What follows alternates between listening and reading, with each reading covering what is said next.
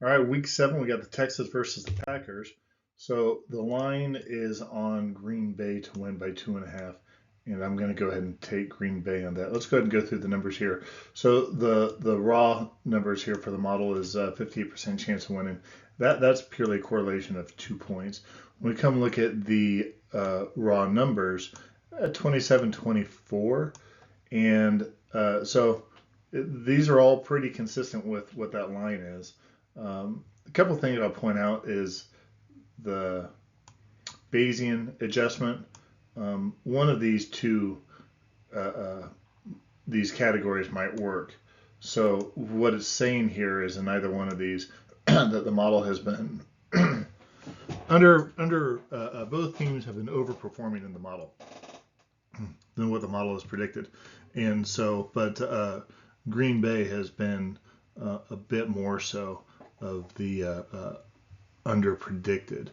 And so if I was to go to that again, it's not a real strong, but it's moderate, is indicating that more than a 2 to 3 point spread by the model is probably more likely. A couple things I like here is Green Bay's got a strong offense. When you got a balance, and we'll get into this in the next slide, when you got a good balanced offense, and they've got a solid enough defense. They're not poor on defense. It's not their strongest, but they're on the cusp of being really good against the run, and they're serviceable against the pass. Now, granted, we are going against they are going against C.J. Stroud, but when we look at their offensive numbers over here, they're okay. They're a serviceable. They're a good offense, as we saw this last week. Now, granted, it was against the New England Patriots. They're not exactly a great offense. I mean, they did put up 41 against a very poor Patriots team.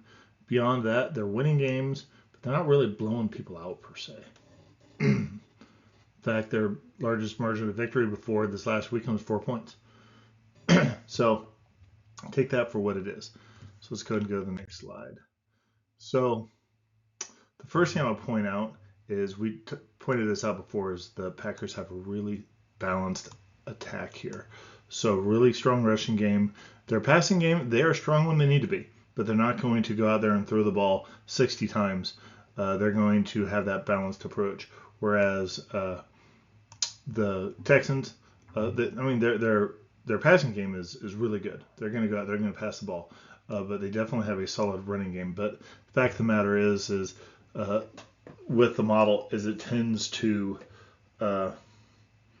give a big advantage to that team that has a solid running game or a solid passing game to where they're not giving the ball up, but they're getting good yards, and then they have a solid running game. So solid running game is going to win a lot of games.